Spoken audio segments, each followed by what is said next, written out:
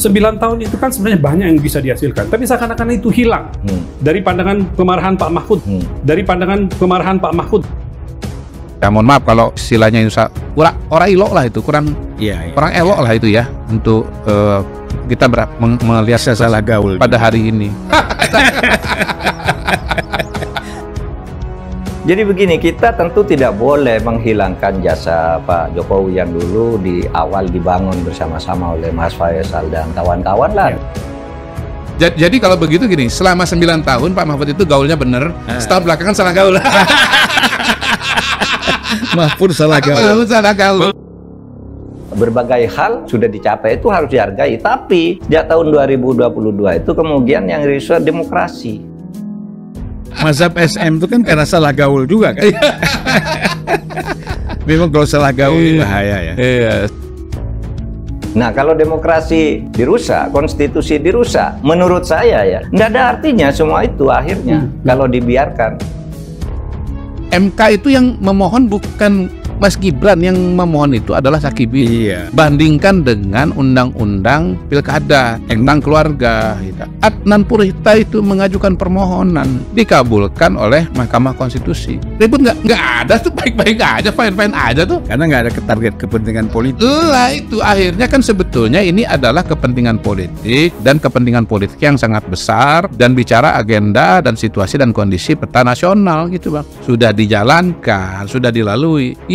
Ya Bu, ya sudah selesai gitu loh. Nggak usah nyerang-nyerang terus kayak Pak Mahfud lah.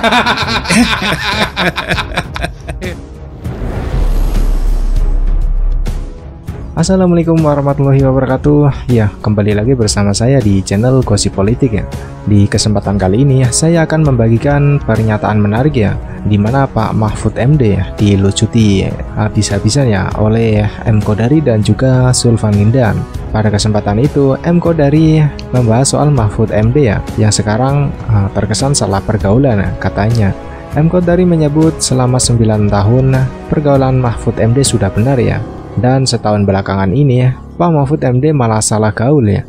M. Kodari dan Sulvan Lindan pun tertawa terbahak-bahak ya melihat kelakuan Pak Mahfud MD sekarang ini. Setelah itu pun M. Kodari dan Sulvan Lindan kembali melucuti Pak Mahfud MD ya. Dia menilai Mahfud masuk ke dalam mazhab SM ya, atau Saiful Mujari. Ya, dan bagaimana penjelasan detailnya, mari kita sama-sama simak video berikut ini. Jadi saya ya melihat Pak Mahfud pada hari ini ya seolah-olah semua yang dikerjakan oleh Pak Jokowi itu nggak baik, nggak nihil, itu rasanya sedih Bang.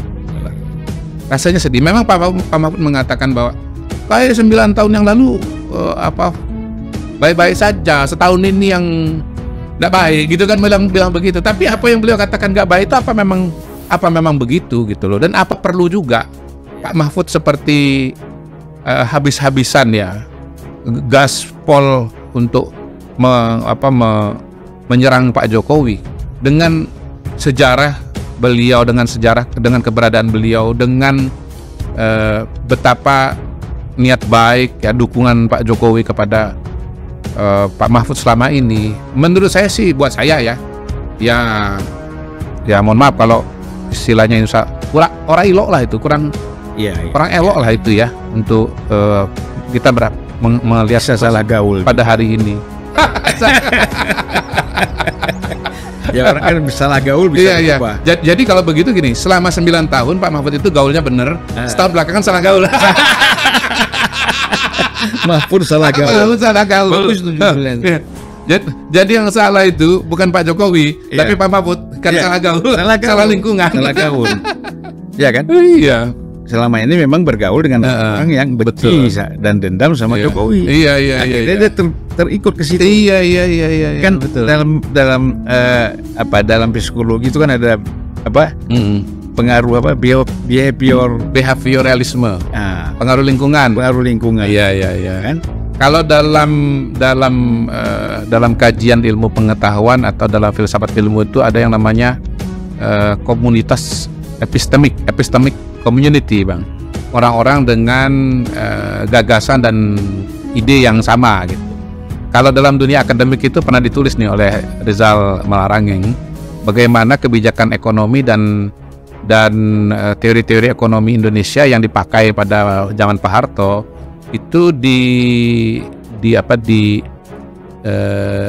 dimiliki oleh suatu komunitas epistemik yang disebut sebagai mafia Berkeley itu, Bang. Jadi menteri-menteri teknokrat yang ada pada waktu itu memang mereka bisa membuat suatu rumusan kebijakan dan blueprint yang sama karena mereka sekolahnya sama, gurunya sama, teorinya sama, Bang.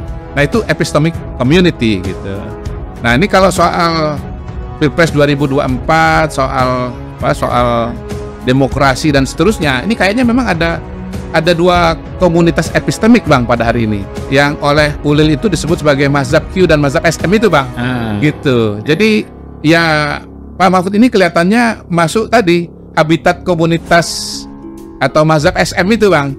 Saiful Mujani. Ya itu kan mazhab SM itu kan karena salah gaul juga kan. Memang kalau salah gaul bahaya ya. Iya, salah gaul bahaya, Bang, ya. Orang dituduh bersalah berdasarkan persepsi, bukan atas dasar yuridis. Kalau yuridis kan enak kita. Ya. Korupsinya di mana, salahnya di mana, ya kan? Secara hukum, misalnya korupsinya di mana, atau terima suapnya di mana, pelanggaran di mana. Ini kan nggak ada. Main umum saja, pokoknya banyak terjadi pelanggaran. Pelanggarannya di mana? Banyak, sebutkanlah satu aja. Kan ulang-ulang lagi kan kasusnya pertama MK lagi, kasus Gibran itu kan selesai, ya kan? Kemudian angkat lagi soal gratifikasi, sudah selesai juga. Nah, jadi ini agendanya apa? Bisa jadi agendanya, kalau pandangan saya ya, pertama agendanya itu untuk bagaimana yang dipakai isu itu adalah Pak Jokowi, tetapi targetnya supaya ini Prabowo juga nggak bisa dilantik. Oh gitu, sampai ke sana, Bang? Bisa jadi. Targetnya begitu kan? Kalau nggak bisa, Prabowo nggak bisa dilantik, dianggap terjadi sesuatu yang secara hukum tidak sah. Yang jadi presiden Anies dong. Kok Anies, Bang? Berdua kan dia. Kamu ketahuan. Ya kan? Nah, makanya Anies agak happy nih kalau dari Budi. Ya, balik lagi kan, Bang, kalaupun misalnya ada hal-hal yang dijadikan dasar, sebetulnya hal itu juga pro kontra dan debatable ya. Balik soal MK, saya kan punya penjelasan sendiri mengenai apa yang terjadi. Bahkan ya Pak Jokowi juga dituduh secara bukan cuma sekedar peristiwa-peristiwa yang sebetulnya balik lagi bukan dia yang MK itu yang memohon, bukan Mas Gibran yang memohon, itu adalah Sakibi. Bandingkan dengan undang-undang pilkada tentang keluarga. Adnan Purhita itu mengajukan permohonan, dikabulkan oleh Mahkamah Konstitusi. Ribut nggak ada tuh, baik-baik aja, fine-fine aja tuh. Karena nggak ada target kepentingan politik. Lah itu akhirnya kan sebetulnya ini adalah kepentingan politik dan kepentingan politik yang sangat besar dan bicara agenda dan situasi dan kondisi peta nasional gitu, Bang. Dan ini kalau kita kembali kepada akar ya, Mister, akar persoalannya ini kan sebenarnya kekecewaan Ibu Mega dan PDIP. Kan itu. Karena Pak Jokowi tidak mendukung Ganjar, tidak bersama dengan PDIP, lalu mendukung Prabowo. Kan itu sebenarnya intinya. Akhirnya ini berkembang terus. Nah, saya mengharapkan bahwa PDIP jangan lagi terpengaruh dengan pemain-pemain lapangan seperti ini. Ya kan? Ya, supaya lebih jelas, Bang, ya, saya belum abang lanjutkan. Pada waktu itu kan situasinya ada Prabowo, ada Ganjar. Nah, diusulkan Prabowo calon presiden, Ganjar wakil. Tetapi kan PDI Perjuangan tidak mau. Bu Mega nggak mau Mas Ganjar jadi wakilnya Pak Prabowo. Maunya Mas Ganjar tetap jadi calon presiden. Malah saya mendengar kepengen juga Prabowo jadi wakilnya Ganjar. Oh gitu ya? Ya karena surveinya kan di bawah. Makanya Pak Hasim bereaksi kan. Hasim Dodi Kusumo kan bereaksi. Loh, masa dari segi senioritas pengalaman menjadi wakil itu ada loh.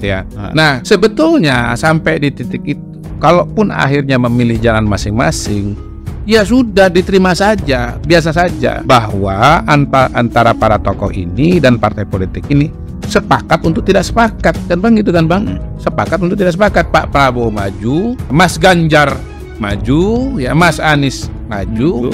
Serahkan keputusan akhirnya kepada masyarakat, pada pemilih. Kepada pemilih. Pak Prabowo memilih keberlanjutan, Mas Anies memilih perubahan. Mas Ganjar nggak jelas. Di visi misinya dia mau melanjutkan, tapi dalam kampanyenya menyerah atau menolak. Gitu. Nah, kalaupun hasilnya ternyata yang paling tinggi yang menang adalah Pak Prabowo, ya karena memang mayoritas masyarakat menghendaki keberlanjutan. Secara logika, logika juga nggak ada. Kenapa Mas Ganjar paling kecil? Ya wajar juga, karena pesan kampanyenya nggak jelas. Iya.